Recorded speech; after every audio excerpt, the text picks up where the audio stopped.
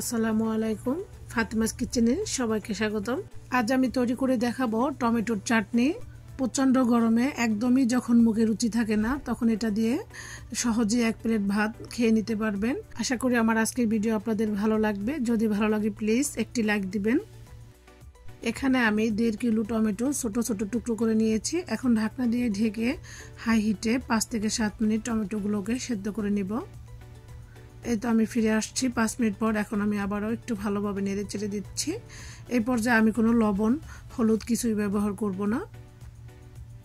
এই তো ভালোভাবে নেড়ে চেড়ে আমি আবারও ঢাকনা দিয়ে ঢেকে টমেটোগুলো খুব ভালোভাবে সেদ্ধ করে নিব।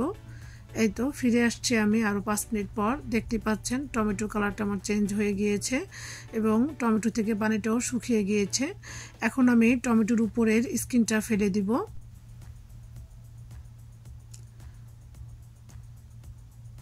আপনারা যদি টমেটোর উপর স্কিনটা ফেলে দিতে না চান তাহলে সমস্যা নাই, স্কিপ করে যেতে পারেন। সেম প্রসেসে আমি সবগুলো টমেটোর স্কিন ফেলে দিব।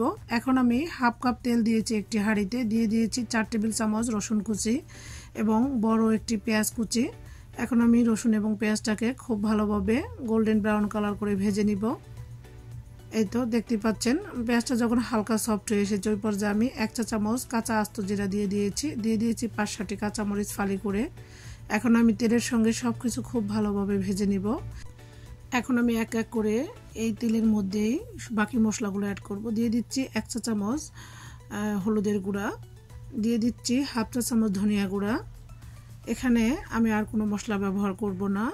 এখন আমি তেলের মধ্যে মশলাগুলো খুব ভালোভাবে নেড়ে চেড়ে নিচ্ছি। তেলের মধ্যে এভাবে হলুদ দিলে কালারটা খুব সুন্দর আসে।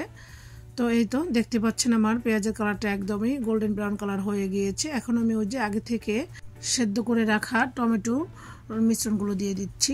এখন আমি পেঁয়াজের সঙ্গে খুব ভালোভাবে টমেটোর মিশ্রণগুলো নেড়েচেড়ে মিশিয়ে নিচ্ছি, দেখতে পাচ্ছেন। এখন আমি দিয়ে দিব স্বাদ মতো লবণ, দিয়ে দিব 1 টেবিল চামচ চিনি। চিনিটা আপনারা না চাইলে নাও দিতে পারেন। আমার টমেটোগুলো খুব বেশি টক তাই আমি একটু চিনি ব্যবহার করেছি। এই তো সবকিছু দিয়ে আমি আবারও ভালোভাবে নেড়ে চেড়ে মিশিয়ে নিয়ে চুলার আঁচ হাই হিটে রেখে টমেটোটাকে খুব ভালোভাবে রান্না করে নিব। এই তো দেখতে পাচ্ছেন টমেটো থেকে পানিটা একদমই টেনে গিয়েছে। আমি আরো 2 থেকে 3 মিনিট খুব ভালোভাবে নেড়েচেড়ে রান্না করে নিব। এতে করে টমেটোর গায়ে একদমই কোনো রকমের পানি থাকবে না।